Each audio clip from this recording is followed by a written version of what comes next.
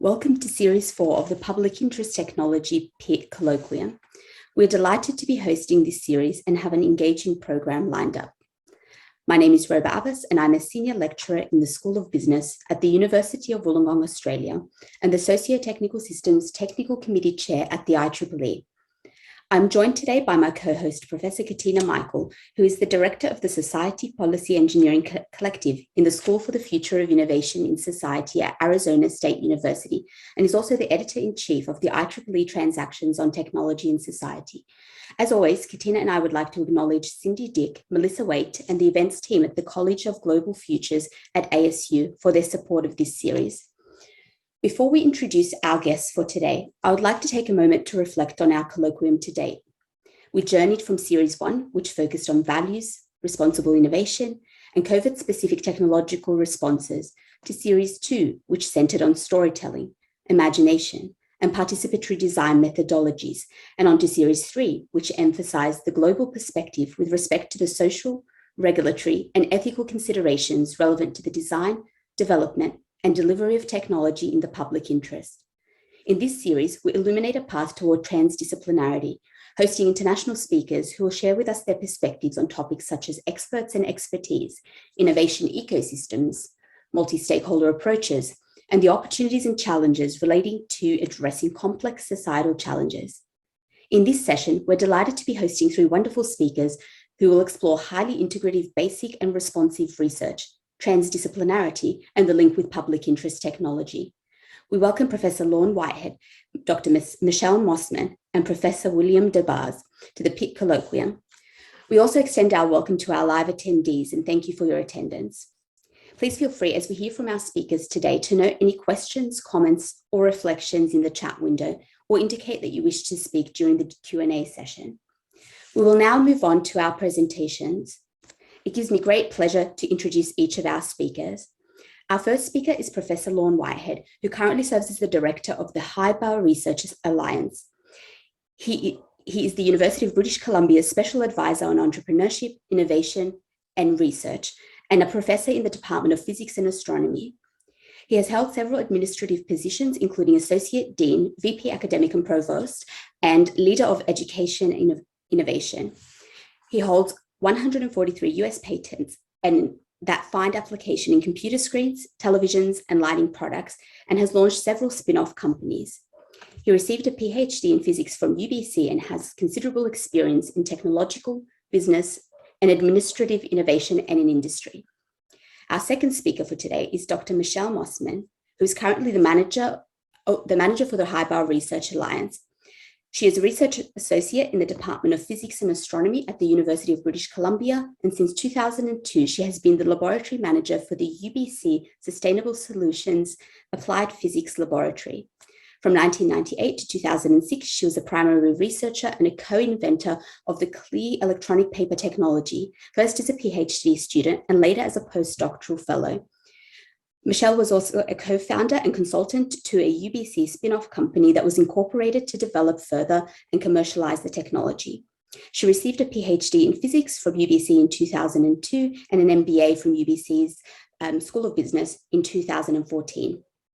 And our third and final speaker is Professor William DeBars, who is a research professor in the School for the Future of Innovation in Society at Arizona State University. He is also a Senior Global Futures Scholar in the Global Futures Laboratory and an affiliate scholar in the Consortium for Science, Policy and Outcomes. Professor DeBars is also the Senior Director of Research for the New American University in the Office of the President. He is also the co-author of several excellent books with Professor Michael Crow, one of which is The Fifth Wave, The Evolution of American Higher Education, and the second is Designing the New American University. Thank you for joining us, Professor Whitehead, Dr. Mossman, and Professor DeBars, and I'll now hand over to you. Well, thanks again. The title shown here is the title for this entire talk, and I'm going to be just saying a few opening words, introducing the ideas of HIBAR research and what HIBAR research is and what it means. So let me start with the word HIBAR. HIBAR is an acronym. It's an adjective that describes research projects. And the acronym HIBAR stands for Highly Integrative, Basic, and responsive. So a HIBAR research project is a project that has these characteristics, which I'm now about to describe. It's also a nice sounding word, and we found it useful to distinguish it from other kinds of research projects, which are also wonderful, but different in an important way that I'll be describing. So what is a HIBAR research project? The key thing about HIBAR research projects is that they combine, each HIBAR research project combines two dualities. And what I mean by that, I'll just show you the dualities. It's the easiest thing. So one of those dualities is the combination of academic leadership and societal leadership. So two different kinds of leaders, I suppose you could say, leaders from two different places. And the second is regarding purpose. HIBAR research projects have both an academic purpose and also a societal purpose. So that it's the presence of both of those dualities that makes a HIBAR project what it is. And to be a little bit more graphic about that, I'll just take those four ideas listed above: academic leadership, societal leadership, academic purpose, societal purpose, and show them graphically in these colored boxes below. And if you think of those as attributes, the thing about HIBAR research, at the risk of being repetitious, is that it's the intersection of those attributes. So if a project is a HIBAR research project, it's because it lies at the intersection of those four characteristics. If not all four are present, it is not a HIBAR research project. It may still be an incredibly good research project, but it's just not within the definition that we're talking about. And we do so for valid, we think, very valid reasons that I'll be describing momentarily. But first, this would be a natural place for a skeptic to say, this just sounds like a fancy definition for something that doesn't need to be defined. So what if we have four things simultaneously present? You could easily just say that about almost anything. And so why do we focus on this? And there's a good reason, a historical reason. HIBAR research projects have in the past been very powerful, and I'll get back to that in a moment. But just to summarize this notion, the key idea here is that HIBAR research has these characteristics of being highly integrative, as I've just said, and also being basic and responsive. And what that leads to is the fact that it's very narrowly defined. So in fact, at universities today, although HIBAR research projects are well known and common and powerful, they're fairly rare. Perhaps one project in 20 might be in that category. So it's a very narrow definition. But importantly, HIBAR research projects are very impactful. So that's the key thing. And what that gives us as a society is a very interesting opportunity. It's not like we're already doing mostly HIBAR research projects. We could increase the number of HIBAR research projects quite a bit without perturbing the academic system too much. So this represents a huge opportunity. There's an area which we can identify and which we can build, and we believe the results would be huge benefits for universities, for society, and for the people involved. So that's why we're here talking about this today. So as I mentioned, there are broad purposes for HIBAR research projects, but let me expand this. The definition was narrow, but that doesn't mean that the impact or application is narrow. So in terms of the societal purpose, which must be present for a HIBAR research project, it can be in multiple different fields, some of which I have listed here. And similarly, the academic purpose can be in multiple different aspects or portions of the academy. So there's nothing restrictive about the definition other than the presence of those two dualities simultaneously. So one of the important things one of those dualities is this idea of co-leadership, and it's essential. And I think it's important to talk a little bit about it. So cross-sectoral partnerships, that is the leaders that are in both the academic sector and outside, are absolutely key in distinguishing these projects. And so we mean partnerships specifically between the university folks that are leaders and individuals in industry, government, nonprofits, civil society, and communities of practice. And here's perhaps the most important concept there. All of those things are very likely places for HIBAR research to find leaders, and they truly are co-leaders in the sense that I've just described. They're making decisions together. So carrying on with that idea, specifically, it's not just decisions in general, but importantly, goals and decisions. So the partners share an overarching goal to both discover new knowledge and address a specific societal problem. And I can't overemphasize the importance of that shared belief among the partners. They have to be on the same side. This can't be a competition. They have to be partners in doing something that they both deeply believe in.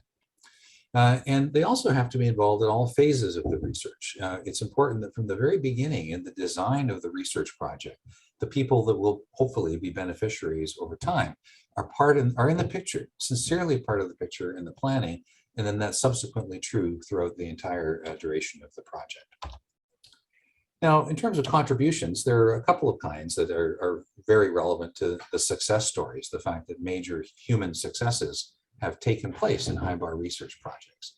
So the first is that the projects themselves are contributing to the knowledge base and solutions that have an important impact on public in the relatively near future, not in the commercially near future, but in the relatively near future. We hope to see significant breakthroughs that affect people. And the integrative approach involved helps to accelerate the development and application of the new knowledge in comparison to other research approaches. And I don't know that we always know why that's true, but it certainly is true that diverse groups in general are more creative and more productive. And so it's not a surprise that this is true in the case of HIBAR research as well. So now in terms of those trusted relationships in the research partnership, it's just so important to have co-production and trust among those cross-sectoral partners, because it does increase the likelihood that the proposed solutions are accepted and implemented. So it's not just that the solutions are good, but because they are good and were jointly created, there's a better receptor for them in the future. And those relationships that are built on that deep trust help to maintain the long-term cross-sectoral partnership for the length of time necessary to actually see successful results implemented. So HIBAR research projects offer very meaningful experiences for the participants. And that means that engaging in a HIBAR research project is one way by which people can have a meaningful connection, a meaningful societal connection through their research. It also means that HIBAR projects can draw people who are motivated to contribute to the public interest into research careers. So it's a very powerful idea from that perspective as well.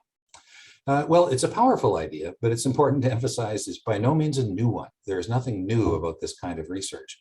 The efforts that Michelle Mossman will be describing shortly to accelerate and advance HIBAR research is somewhat new, but it's always been around. It's a time-honored form of research. And by the way, if we're talking about labels momentarily, it's a subset of use-inspired basic research. So that the term use-inspired basic research is well known. And if you have the dual connection between society and academy, the subset that have that characteristic are HIBAR projects. So been around for a long time. And they have been impactful for a long time. So there are profound breakthroughs that have come from these. And while the characteristics of HIBAR projects are specific, their range really is vast, including, as I mentioned earlier to some extent, the range of research disciplines, the type of societal partners involved, and the areas of impact. So I'd like now to just talk about a few of examples of HIBAR research, and they're selected in part to demonstrate their breadth. And in fact, in some cases, the projects I'll mention are highlighted on the website for the HIBAR Research Alliance as well. So first of all of these projects can have global impact. And so the success of the mRNA COVID-19 vaccines is a beautiful example. Most of us received the vaccine, and they received it in the form of the lipid nanoparticles that were able to carry it successfully through their bloodstream and into cells, so that the cells themselves could produce the agents that actually counteracted the disease. So this was a big breakthrough. It came from work that initially occurred here at the University of British Columbia, and of course involved partners all over the place in both society and in various universities. And we are all much, much better off today because that research was done at a time when it wasn't clear what it would be used for, other than it had great potential.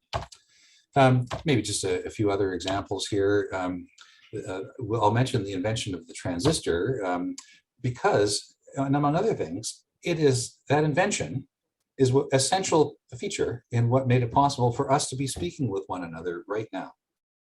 And of course, many other aspects of the modern world would have been impossible without the creation of the transistor, which took big hot vacuum tubes and turned them into infinitesimal microscopic specks of coal dust that make everything work. So huge breakthrough, and it absolutely was a perfect example of HIBAR thinking and HIBAR work. It took place in a corporate laboratory, but nevertheless it had all the characteristics of HIBAR research. Another example, and by the way, that one led to a Nobel Prize. Another example of HIBAR research more recently leading to a Nobel Prize is the case of the CRISPR-Cas9 gene editing technology. This is, I don't get into it in any detail here, but it's a very interesting area of modern technology that's absolutely a HIBAR story. And it did lead to the Nobel Prize for Jennifer Doudna and Emmanuel Carpenter. So it's a wonderful example. It's affecting us in many ways I won't try to get into at the moment, but hugely powerful. Also, it's quite possible for HIBAR work to inform and drive policy. A beautiful example is a program called Improving National Flood Insurance.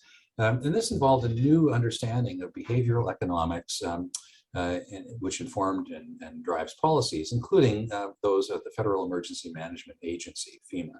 So the project in question involved Dr. Howard Kunruther and colleagues at the Wharton Risk Center at UPenn, who deeply collaborated with policymakers, insurance providers, and disaster management experts to just lead to better ideas in this extremely important, mathematically theoretical, and humanly impactful area of life. Very exciting work there. HIBAR projects can also be super interdisciplinary. And the example I'll mention here is one that's not well known, although it is highlighted on the HIBAR Research Alliance website. And that's restoring historical audio recordings. So people have been recording human voice for quite a long time, since the very first attempts on discs were scratched in mechanically. But many of those early recordings are not playable today. And that's a tragedy, because it means we've lost that actual voice experience. So a group of researchers centering actually at Lawrence Berkeley National Laboratory, but also in collaboration with the Library of Congress that has many of these ancient recordings, developed a solution. They developed a way that light could interact with recordings and bring out the audio information so that we could actually hear the sound. If you'd like to hear Thomas Edison, you can go to the HIBAR Research Alliance website and take a look at the webinar on this and hear that recording. Very interesting example, and it's one that is having a huge impact on society in ways that I'm sure the technologists at Lawrence Berkeley National Laboratory would never have anticipated. It's a very nice story. And it's the case that HIBAR projects can be very large. They can be very large teams. Very nice example is the work Educating for American Democracy. It's an initiative developed developing a balanced national consensus framework for civic and history education. It's a large-scale, really large-scale HIBAR project involving hundreds of historians, political scientists, and educators, all working together collaboratively across disciplines to help make a better world. A very exciting project. But the projects do not have to be big. So here's an example of a very small but beautiful project involving identifying heart failure warning signs. This is a project that took place at UC Davis, involving new AI techniques as a tool to help identify early warning signs of heart failure. And I won't get into the details again, but the project involved as research partners a very large team that included faculty, clinicians, and patients who were being treated, but also acting in an experimental way as part of the project itself. So again, very exciting. So all of this, I've mentioned these examples, but there are just countless examples, and there have been for a very long time. They have the aspect of being very successful. And so it's interesting to kind of talk about success. And we can discuss that in terms of both processes that can help lead to the success that we think is normal or appropriate in HIBAR projects, but also how to assess projects from the point of view of their likelihood of actually being successful. So let's start with processes that can contribute. So fairly balanced interests and expectations in the decision-making is obviously going to be very helpful. But also very helpful in that decision-making is this idea that results take time. So there's kind of a balancing act in HIBAR projects between taking the necessary time to actually get the the academic results that are necessary to underlie the success. And that requires, in some cases, patience on the part of the non-academic participants. So there's a balancing. A sense of urgency must be maintained, but we must allow time to do the necessary work. And of course, the beauty there is that a diverse research team has the collective experience that can help with all aspects of those challenges. I think I've already mentioned that point, but it's worth repeating. So in terms of, as I mentioned, indicators of success, there are a number of factors that are really important things to look for if you're planning or carrying out a HIBAR research project. So a high level of integration of perspectives and expertise from start to finish, the establishment of common language, meaning that people are able to speak to one another from their different positions so that they can communicate and carry out integrated design activities and methods. So these are good team activities in general, but they're absolutely key to HIBAR. It's very important that trusted relationships are built, and experience within teams that are diverse is a wonderful way of helping to build those relationships. The net result is that basic knowledge is advanced and progress is made towards societal impact. And at the same time, it's been observed that work of that type leads to entirely new and often unexpected synergies. And also, the net result of all of that collaboration is that the research results themselves are more readily disseminated and adopted. So let's talk a little bit about HIBAR research at universities. Universities have a very important role to play in enabling more impactful HIBAR research.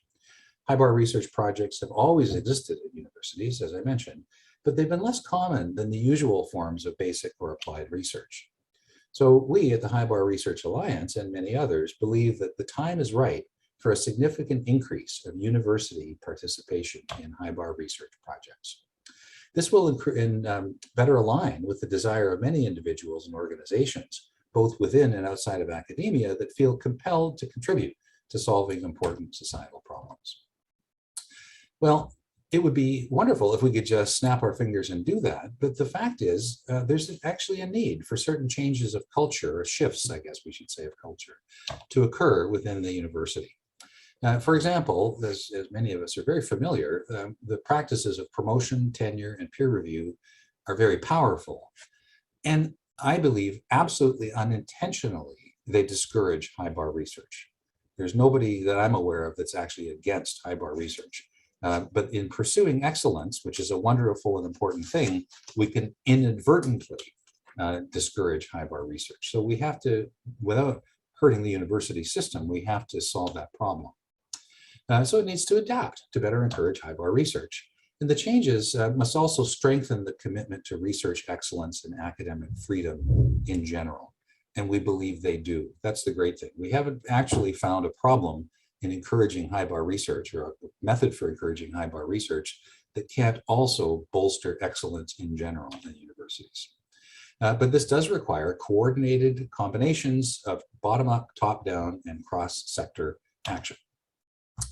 And that brings up the topic of what might that action be, which is the next topic of conversation.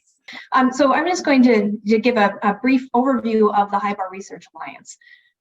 So the HIBAR Research Alliance, or the HRA, is, so I'll talk first about who we are. We're a distributed network of volunteers who are all well organized and united in our support of HIBAR research. So this is an organization that was developed in order to help to catalyze the culture change, the culture shift that Lauren mentioned earlier. The HRA, so our goal is to increase the amount of HIBAR research in universities from the current level, which we estimate, as Lauren mentioned, to be about 1 project in 20, so about 5% of university projects today, to be more like 1 in 5. So a fourfold improvement, or fourfold increase in the number of HIBAR projects at universities. But still a relatively small percent, is still only 20% of university projects overall. So not certainly by no means a majority of projects, but a significant increase from where we are today. And the reason for this is that we think that this will help universities to respond more effectively to societal needs, so to use the strengths and the potential of university research in order to help address some key societal needs, while also increasing the excellence of the basic research results that they contribute.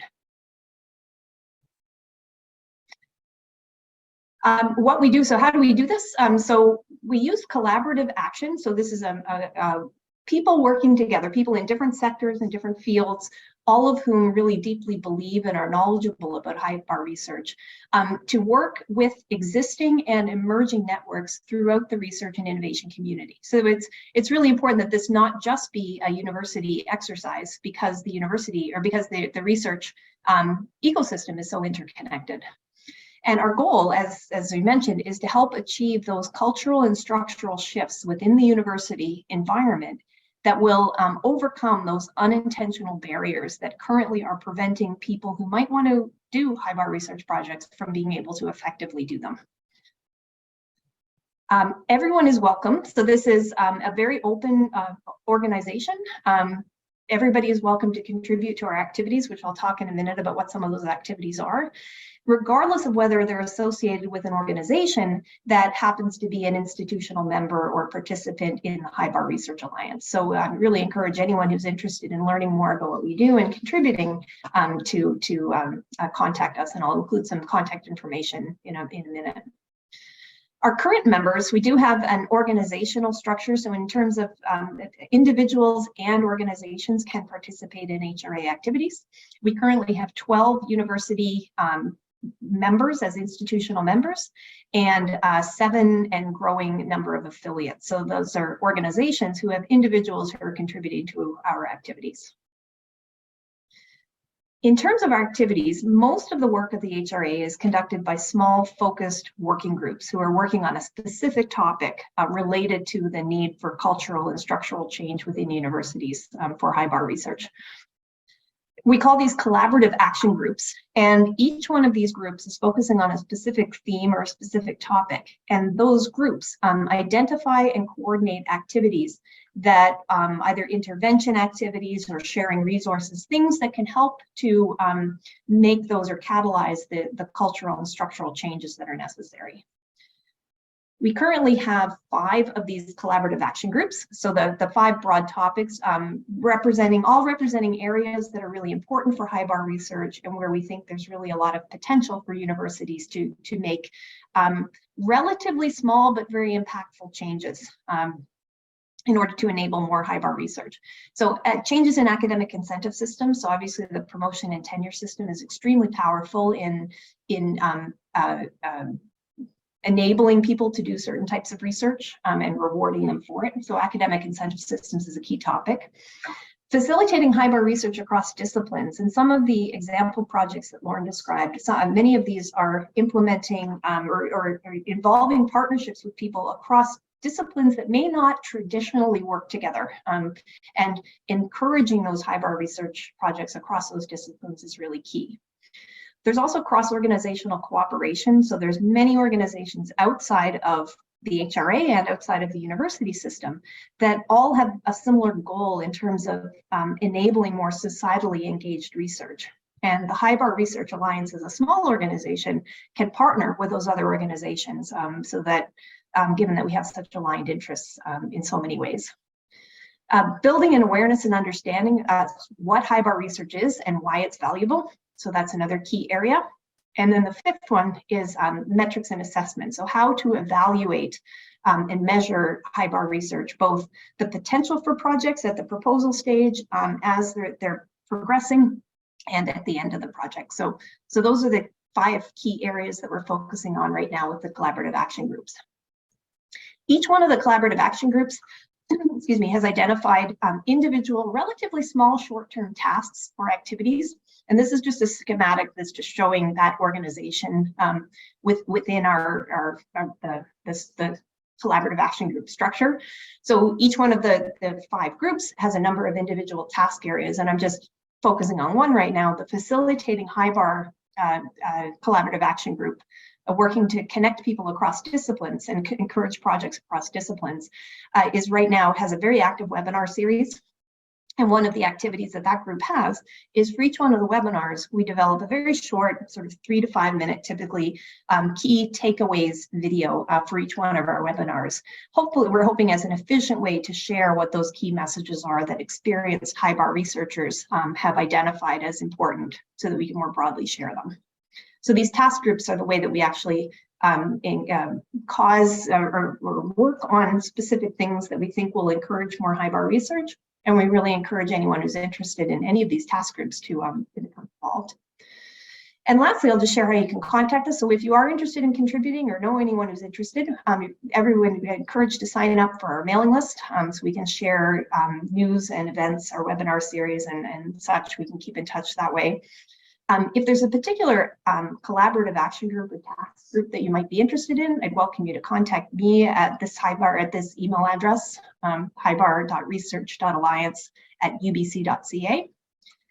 And if you know of any colleagues who you think might be interested, please introduce them to us. You can share our contact information or our website, and then we've got the website address as well.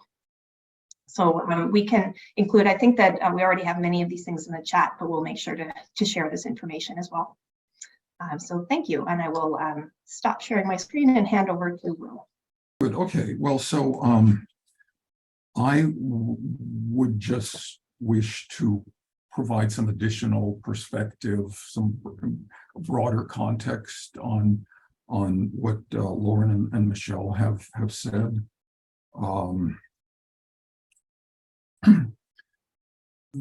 The sociologist Stephen Brint at UC Riverside, in a recent book, cited this list of the top 50 inventions, projects that involved academic researchers working with industry from 1955 to 2005. This was compiled in 2005.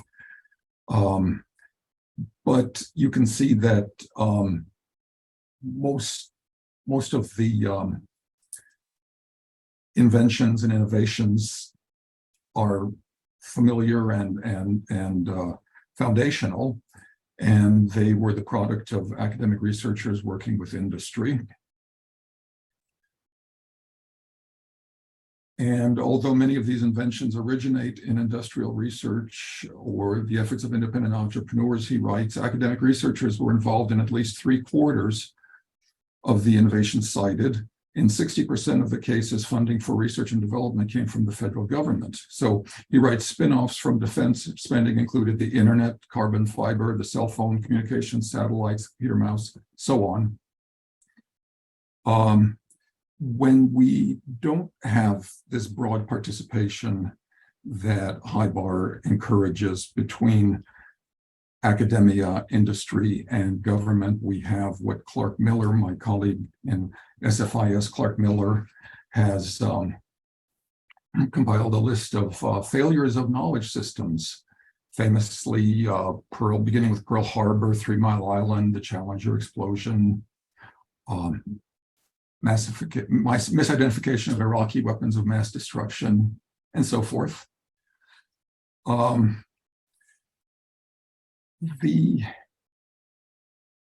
of the most eloquent statements about the imperative for knowledge production to deliberately address the common good, I'm quoting Dan Sarowitz. He wrote, the linkage between scientific progress and societal well-being is highly attenuated. Knowledge and innovation grow at breathtaking rates, and so does the scale of the problems that face humanity.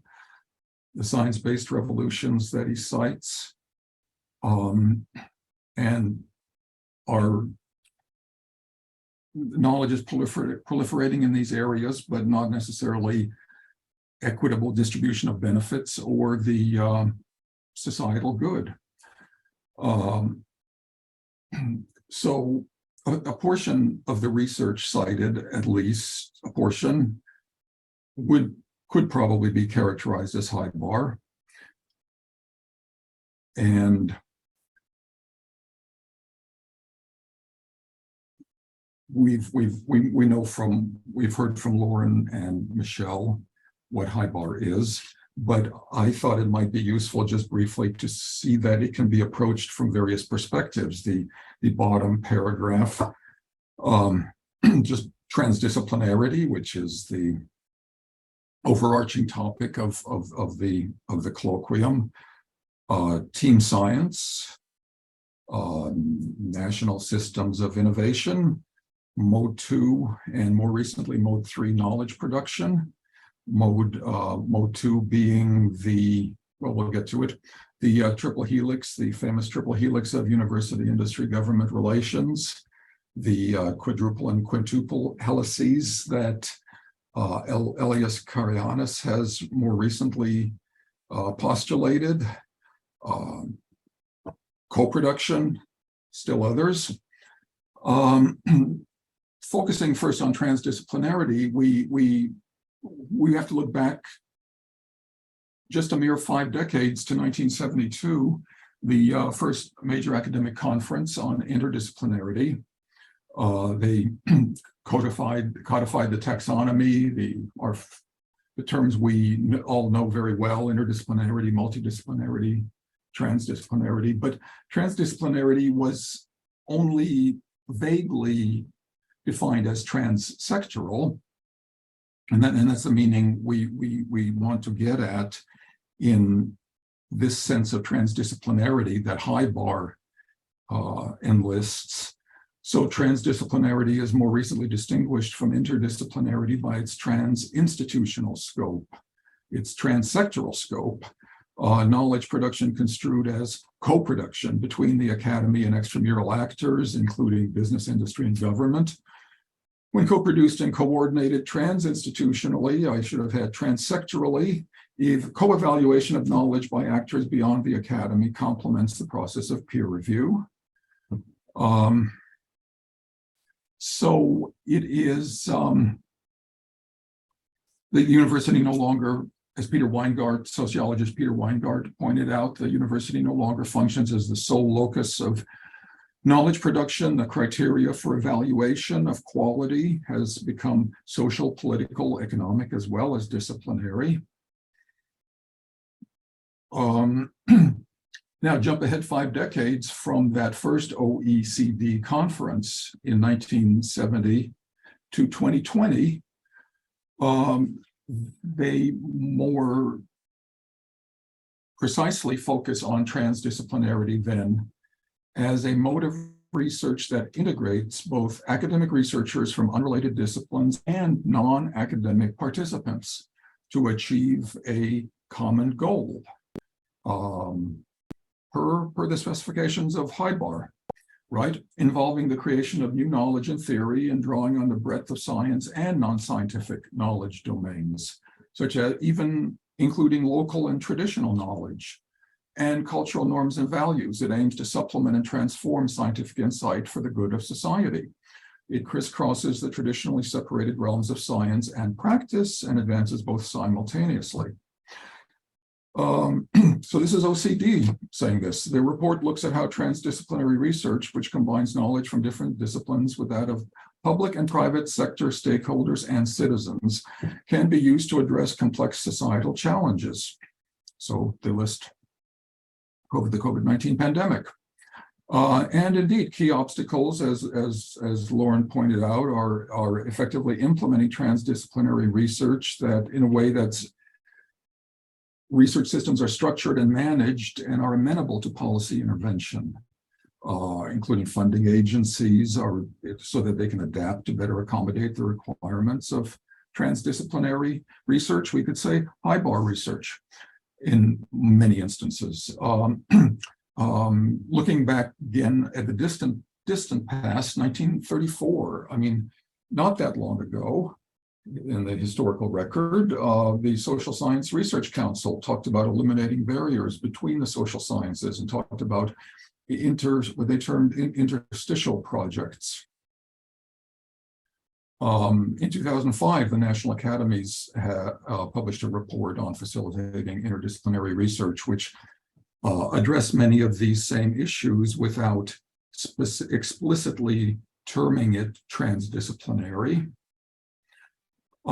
Team science, there's been so much research and publication on the concept of team science, or you just more broadly call it team research.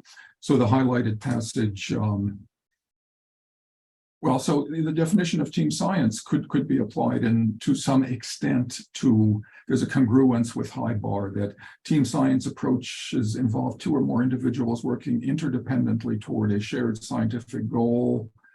That doesn't specifically mention the transsectoral aspect, but so and they cite as early examples of course the Manhattan Project and the development of the system of national laboratories.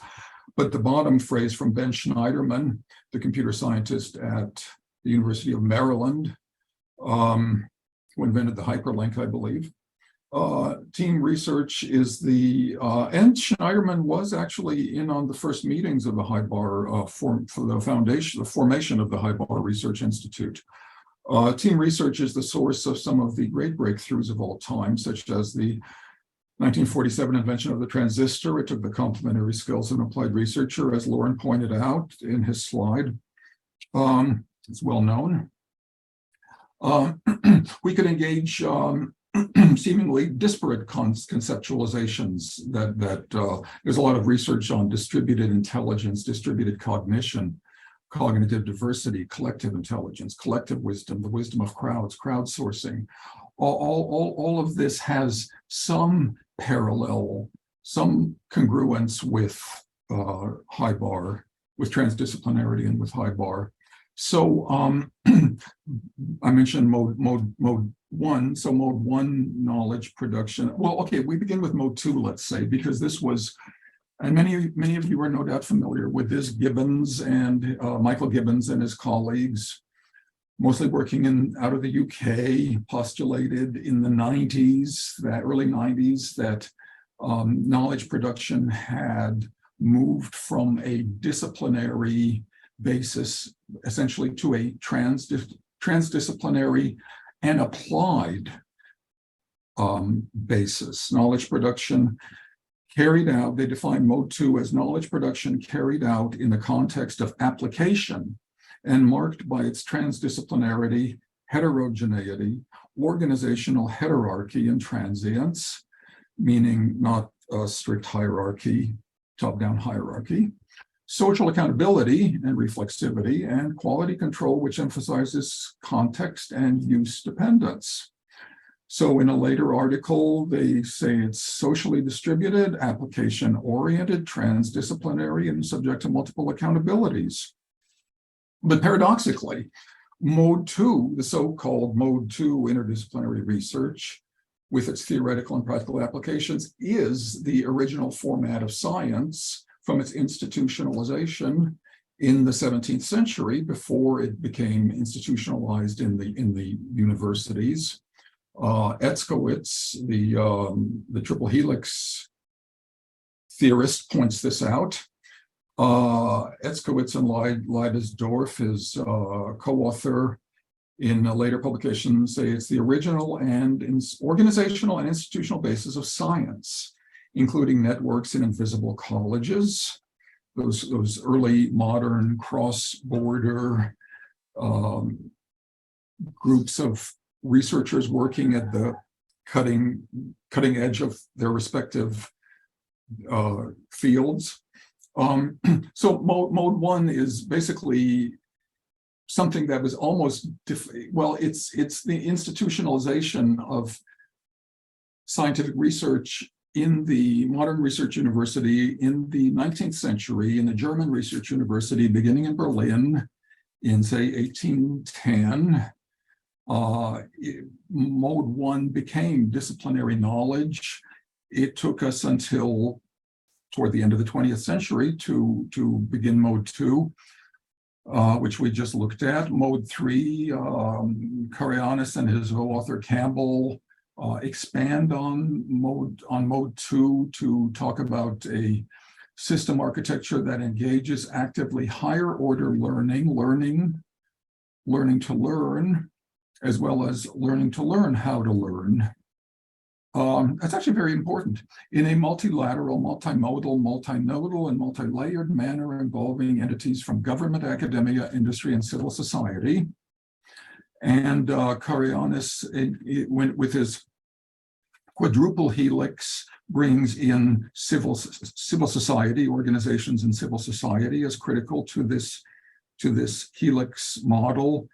And then with the quintuple helix, he brings in the environment very, very importantly.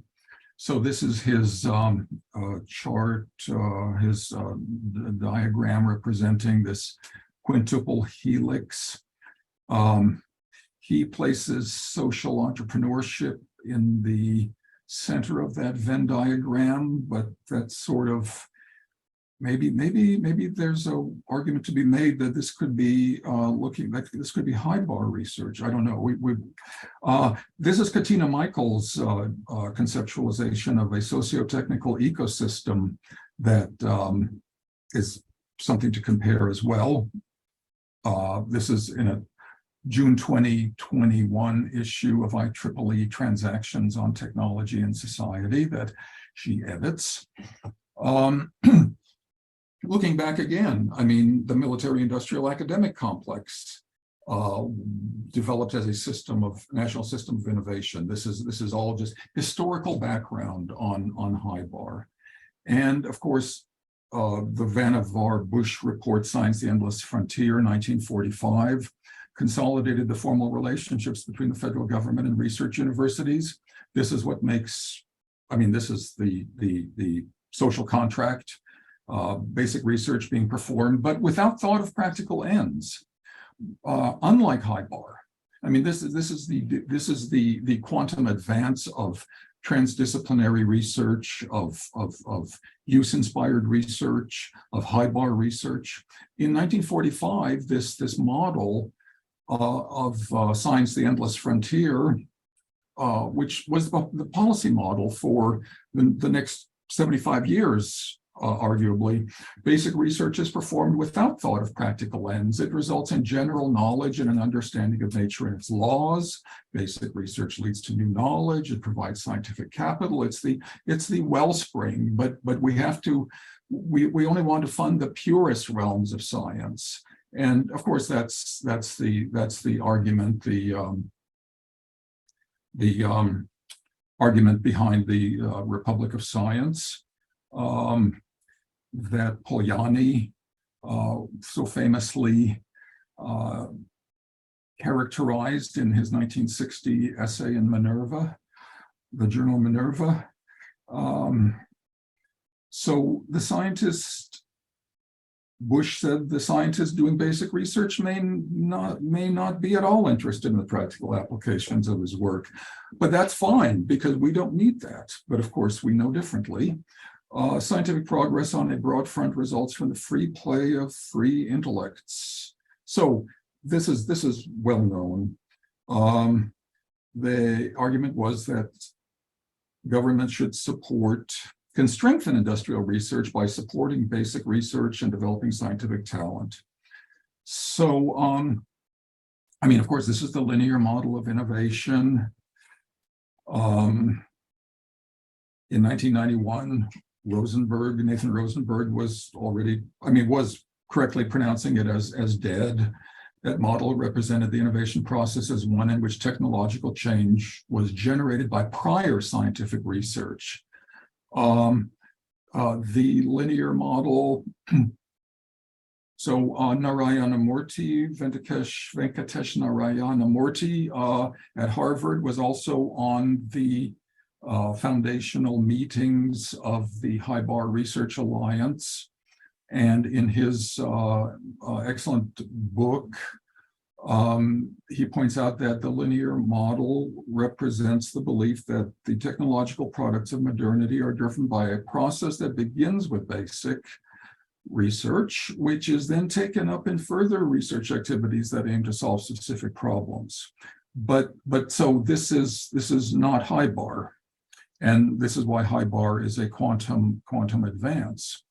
So Schneiderman, in his 2016 book, The ABCs of Research, points out that basic research is just conventionally characterized as curiosity-driven, and then applied research as a separate on the continuum is mission-driven, looks for practical solutions.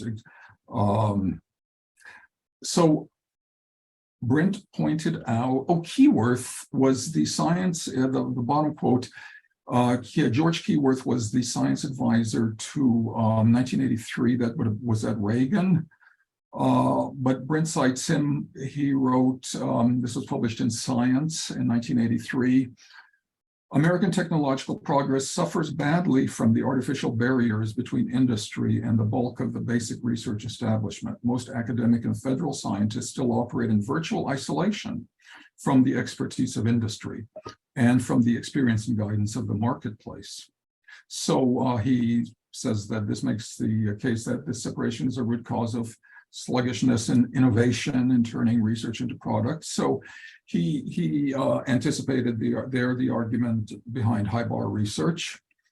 The triple helix, we go from the endless frontier then to an endless transition. Basic research is linked to utilization, often simulated by government. Brent, the sociologist, again at UC Riverside, describes how beginning in roughly 1980, in the wake of the Bayh-Dole Act, something that he terms academic innovationism took off, and but he writes, and this is the universities doing their best to exploit the potential of technological innovations developed on campuses in their laboratories. So, but he writes that Etzkowitz wrote that although industry is the key actor as a locus of production and government serves as the source of contractual relations, the role of the university in this triad is preeminent. The university is a generative principle of knowledge-based societies, but by one estimate, 80% of new industries, consistent with this, recent research, like one estimate, 80% of new industries are derived from academic research. Yet, Brent points out most large high-tech firms prefer to do their own R&D work. Industry remains by far the largest funder of R&D in the US at about 2/3 of the total.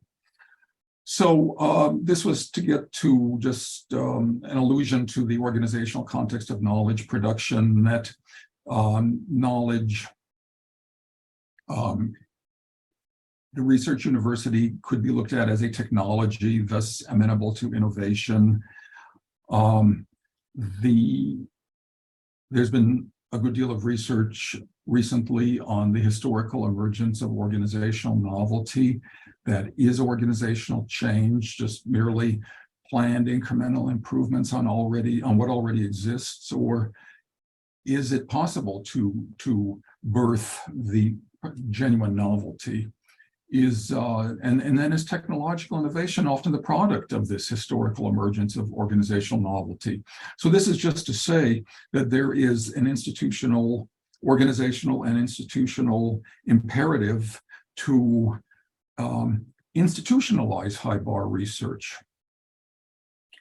And that is, we've seen at taking ASU as a case study, there has been a good deal of work from scholars in science and technology studies on how responsible innovation, which in Europe is more commonly termed responsible research and innovation, but how responsible innovation was de facto institutionalized at ASU, even ahead of its theoretical formulation by science and technology scholars like Richard Owen, for example.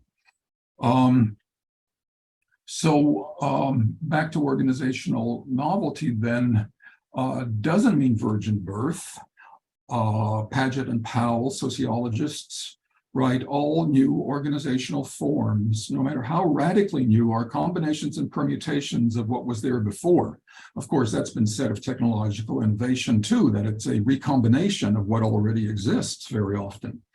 So transformations are what make them novel. Evolution is not a teleological progress towards some ahistorical ideal. It's a thick, entangled bush of branchings, recombinations, transformations, and sequential path-dependent trajectories. Just as Darwin said, organizational change in complex institutions must be understood. From the fifth wave, we wrote, organizational change in complex institutions must be understood as the synthesis of evolutionary processes, which sometimes simply means change that is largely reactive or at best only incremental, and planned and deliberate intervention, which could be termed institutional design.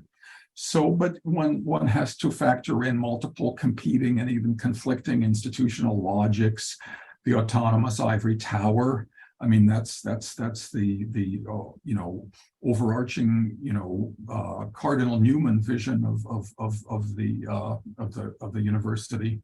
The utilitarian argument that came about so prominently in the 19th century with the land grant colleges and universities, but also that still calls for the greatest good for the greatest number. Bureaucratic, managerial, entrepreneurial. The entrepreneurial is what Brent called academic innovationism. But so then more recently, we're calling that, Michael Crow is calling this academic enterprise, social embeddedness, global engagement, public value, responsible innovation, and institutionalization. A lot of research over the past many decades, the process by which social processes, obligations, actualities come to take on a rule-like status in social thought and action, cognitive, normative, regulative structures that come to seem taken for granted. I mean, this is something that is a top-down but also bottom-up process in academic culture. I mean, we can look at institutional design, take it all the way back to Herbert Simon in the early 60s. He talked about the science of the artificial versus the science of design. Design is when you work on developing, you work on addressing how things ought to be in order to attain goals and to function. So then, we've alluded to co-production. This is very much a consistent with HIBAR, that we have multiple subjects, multiple objects, multiple producers, multiple products that coordinate together with as Lauren and Michelle point out, with a sense of urgency.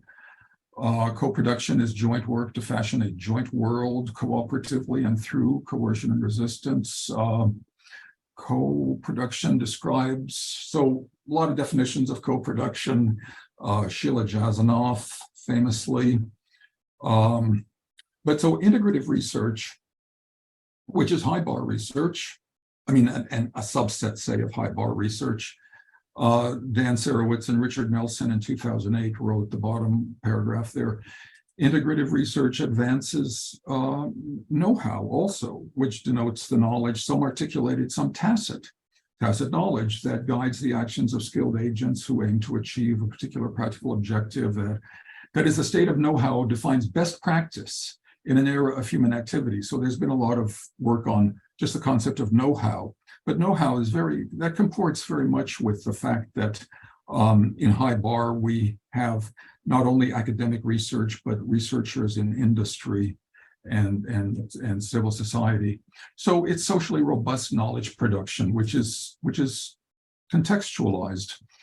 The Nowotny and Gibbons writing in 2001 that just as the boundaries between state, market, culture, and science are becoming increasingly fuzzy, so too are those between universities, research councils, government research establishments, industrial R&D, and other knowledge institutions. This brings about an intensification of contextualization. That's the, we talked about that in terms of peer review, but in the estimation of some scientists, that contextualization is unwelcome and imposed. There's research that shows that not all scientists are crazy about responsible innovation. they look upon it as meddlesome outsiders imposing ethical, legal, social implications that it's not their purview. So then Katina Michael asks, can a more socially robust transdisciplinarity overcome, this is a very Bozeman question, who writes about the public interest and the public good. Can a more socially robust transdisciplinarity overcome the economic individualism, what Katina Michael and her colleagues termed the transient goal of profit maximization that defines our society? There's a glitch in this chart, and this is a chart from the Fifth Wave book that upper left first wave belongs up at the top, but we see that there was Harvard College, 1636, American higher education, Oxford, Cambridge model, 4 centuries ago. Not until the fourth wave, let's say, in 1876, we have the formation of the American Research University. A lot of institutions from the second and third waves became fourth wave research universities. The fifth wave now is hypothetical, but in a sense, Michael Crow argues that Arizona State University is the foundational prototype. Some other schools, Penn State, University of Maryland system, Purdue University are picking this up. Broad access combined with world-class knowledge production. So this is just to point out a few quotes from the fifth wave to say that it's deeply embedded in the fifth wave that we need strategic partnerships among universities, business and industry, government agencies and organizations, and civil society. Whereas the New American University is, say, the foundational prototype for a university that combines academic excellence, access, and social impact. The fifth wave is then a league of New American University type institutions. They're networks of heterogeneous colleges and universities whose frameworks are underpinned by discovery and knowledge production, and institutional actors from business and industry, government agencies and laboratories and organizations and civil society. So so these are socio-technically integrated, scalable, reflexive, complex adaptive knowledge enterprises, as we have it. So they're a plurality of differentiated institutional actors from throughout the national innovation system, aligned through academic enterprise, transdisciplinary collaboration, and public purpose. This is socially robust knowledge production and innovation. So last slide. Next to last slide. So looking back, C.P. Snow, public intellectual, 1959, The Two Cultures, his famous Cambridge lecture. Trading zones to encourage, Peter Gallison talks about, much later, talks about trading zones that represent disciplinary or theoretical subcultures that coordinate an exchange of ideas through the cultivation of mutually comprehensible pigeons or creoles. E.O. Wilson, the entomologist, speaks of consilience.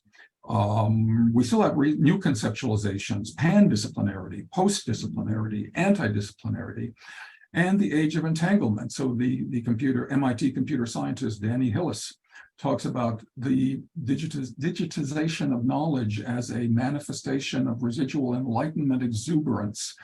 Computers as cathedrals of the Enlightenment, the ultimate expression of logical deterministic control, but we no longer can see ourselves as separate from the natural world. I mean, this is, I'm in a very oblique way, I think, trying to make a HIBAR argument here.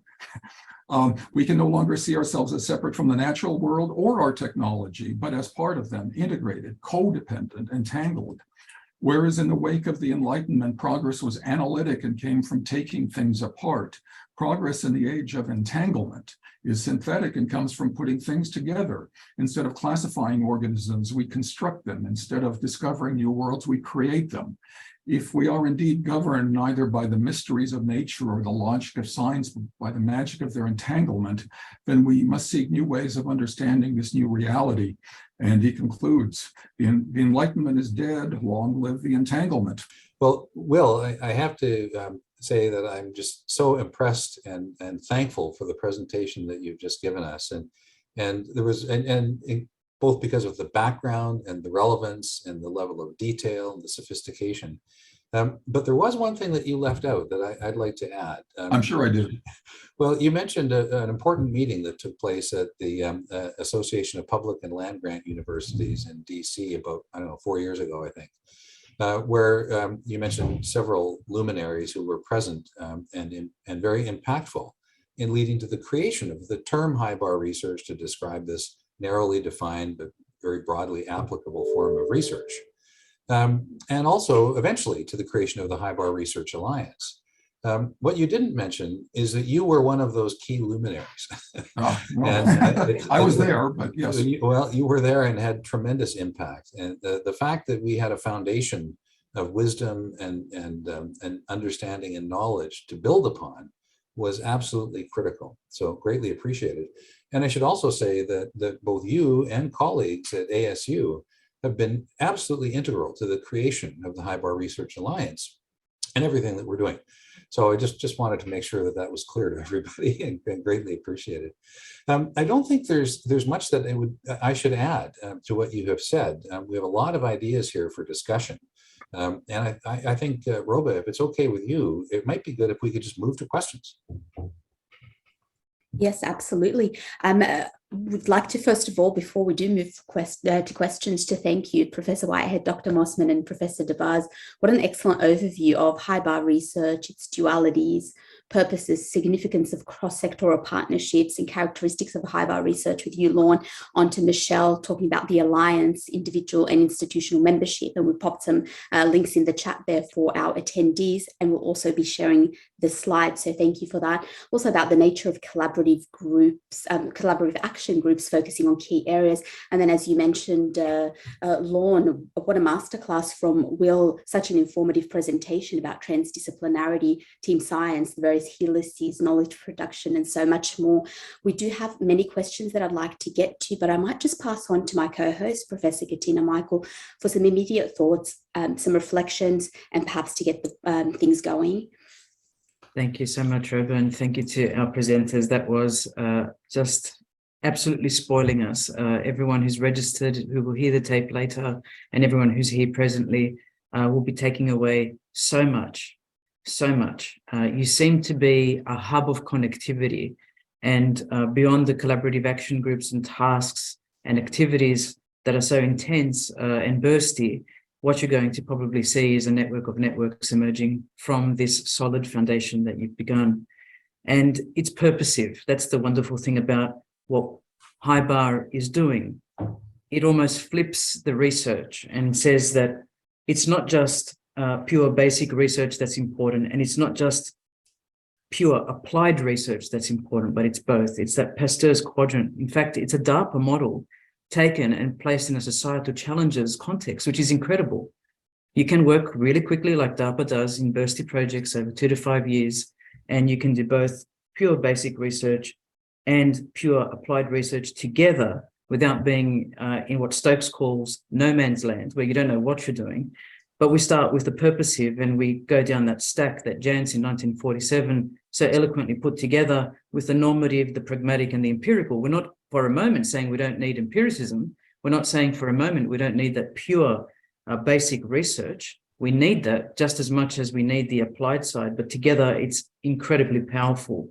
And that word interstitial reminds me of work done in a series called Brave Conversations in Australia by Annie Rowland Campbell, who had connections to the University of Southampton, and Dame Wendy Hall. They wanted people to talk about this future that Hillis, as you so well noted, William, talks about the age of entanglement. What are these brave conversations? What are these new worlds we're going to discover together?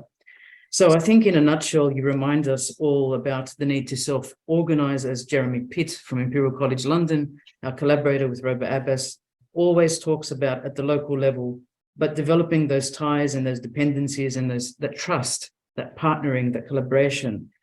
And I think you're pointing to not only virtual teams, local teams, skill set identification, openness, but a new form of incentivization and business model, the current business model, is not going to allow us to continue on a purposive track, on a track that says societal challenges should come before those rich and famous other challenges, which might be just as important, but perhaps not to the everyday person in civil society. So with that, I just want to say again, thank you. What a masterclass and what an incredible mix of theory and practice. Back to you, Robo.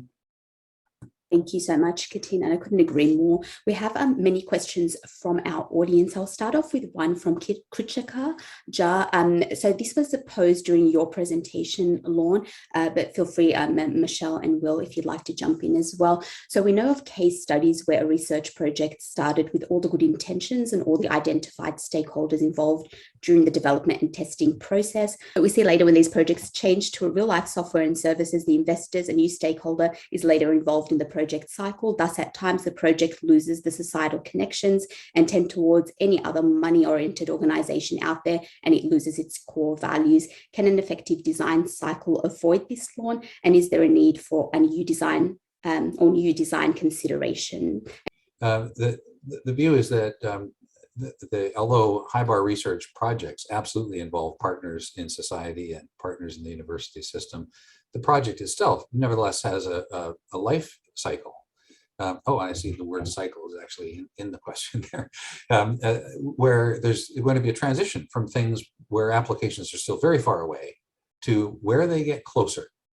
And things change, and eventually it's not a research project really anymore in the traditional sense. It really is just part of the world.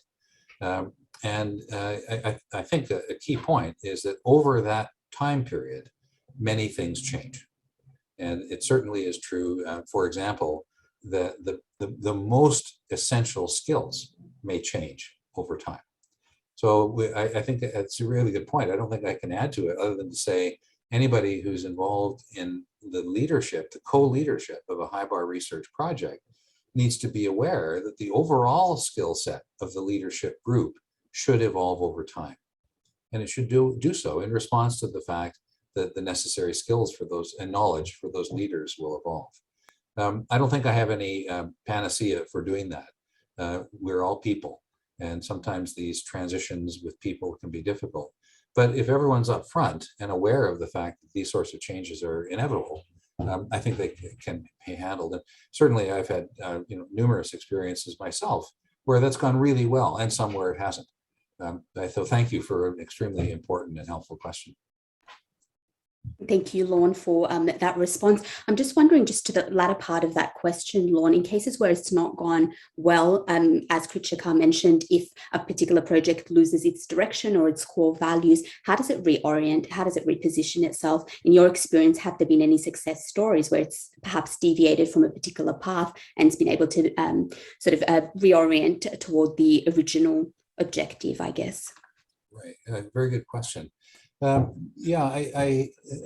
it's often the case at that point of transition where the sort of most responsible organization shifts from what might be thought of as the university, for example, and might be, for example, a company or an external organization. And those are times, especially as things become more related to companies, where it's fairly a simple-minded idea to say who's in charge. And if the wrong people are in charge that don't quite get where the things are and what needs to happen, sometimes a change in leadership can actually be very helpful. So I have seen that work very, very well. And it's not a criticism because people just are what they are. But if there's an evolution where there's a need to get a different sort of worldview in that most important position, that can make a lot of sense. And hopefully it can be planned for, so it's not as to be a shock and not to be a dramatic wholesale change of the leadership team, but a gradual evolution of the people who are involved.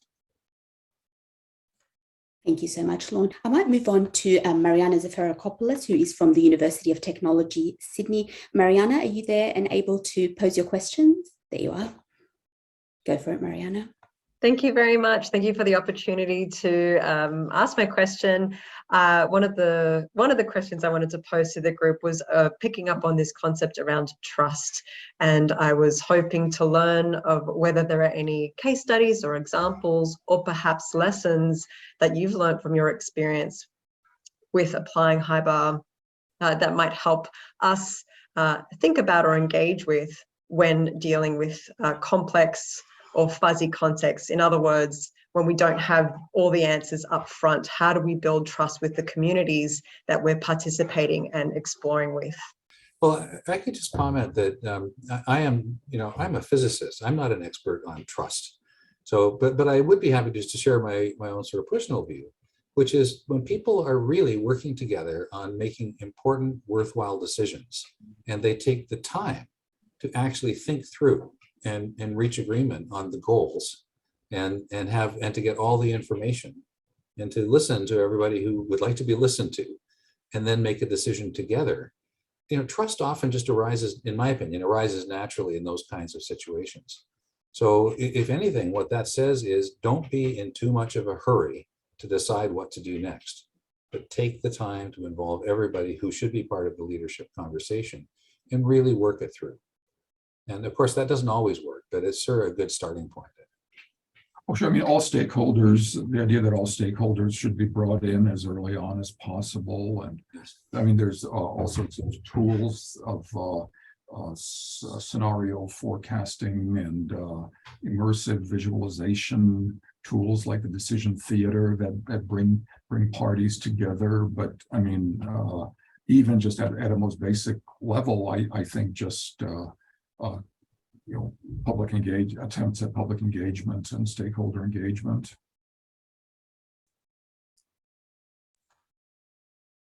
Yes, absolutely. I think you're quite right there, Will. I really appreciate the comments, Lorne, about organically developing those trusting relationships, and also Will mentioning those methodologies, I guess, for stakeholder inclusivity and bringing the teams together. I do have a related question, if I may, in relation to those 2 points. When we are bringing together these diverse stakeholder sets, we're obviously, or in most cases, reconciling competing interests. How do we go about doing so in a manner that is I guess, conducive to building those trusting relationships and not putting people offside? In your experience, your collective experience, what's been the best approach, or something that's worked across a range of different projects, for example? That's a very interesting question. I think, my answer wouldn't be that different than the previous one. If the people that have these different needs and different views can know each other really well and be part of the decision-making process, and really be very open about their differing interests, it can all work out. What there's no room for is secret different interests. That just doesn't work. And if you can't get a starting point where everybody's on the same page and wanting not necessarily the same things, but are completely open about what they would like to have happen, and can find a way that everyone can be happy, I think that's a really good starting point. And I think it's a very difficult situation when new players become involved who don't share those interests or even understand them. So that, I would say, is something to try to avoid if possible. That's an excellent feedback, talking to really the importance of transparency in these projects. I might move to Michelle, if I may, for a moment. We do have a question that was posed during your talk about HIBAR research and its commonality or overlap with action research. I believe that was from Mariana Zafirakopoulos as well. So the question is, it sounds like HIBAR research has a lot of commonality or overlap with action research, so participating with different stakeholders, designing questions, research actions, activities for those impactful social outcomes. Is this an appropriate way to think about HIBAR research, Michelle? So as a type of action research, and there's also a thank you for a great presentation. Well, thank you. I'd say yes. So I don't know a lot about action research, specifically exactly what all the characteristics are, but I would say that the HIBAR research shares an overlap with a lot of different types of research, where you can. So my guess is, without knowing all of the details, my guess is that there are a lot of action research projects that are indeed HIBAR research projects as well. So it's certainly not all of them. It's not a complete overlap, but I would say that if action research shares the characteristics of the dual motivations of new knowledge and addressing a societal problem, and there's cross-sectoral co-leadership of those projects, then absolutely they are both. It's both action research and a HIBAR research project. There is a lot of overlap. Thank you so much, Michelle. Mariana, would you like to come in there with some reflections, perhaps talking to what characterizes action research from your perspective and any reflections on those points? Yeah, thank you again, and thanks for that response, Michelle.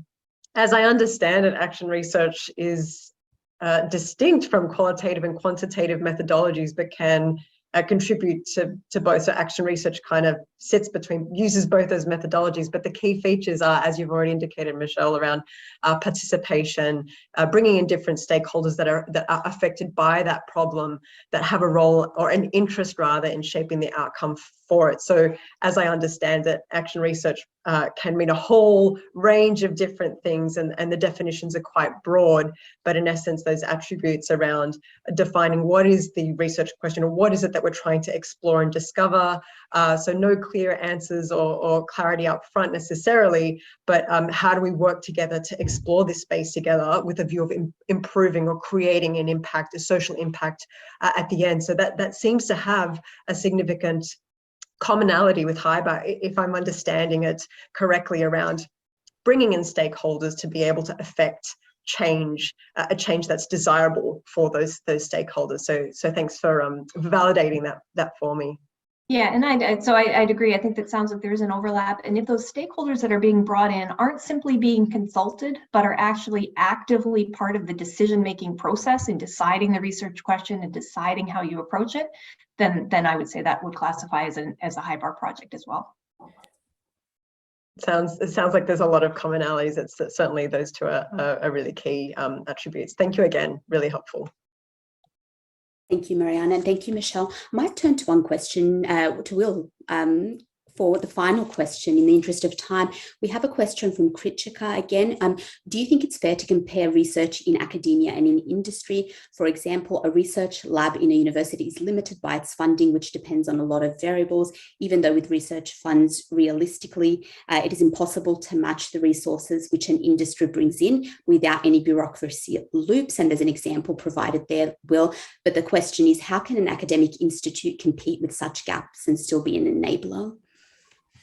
Well, no, that is an excellent question, and I really should defer this to Michelle, who is an expert, and Lauren, who is certainly an expert in this regard. But I would just say that I was astonished at the extent to which research, the portion of research that is undertaken in industry is much larger than I would have imagined.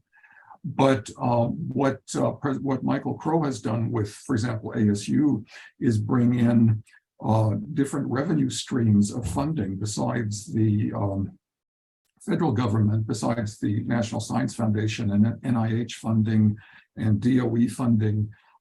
He talks about 17 different revenue streams.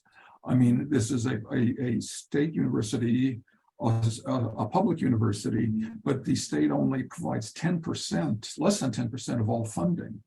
So there are significant revenue streams that can be brought in when you make the argument that research is being that you're investing in research, this is an investment and you should expect a return on your investment.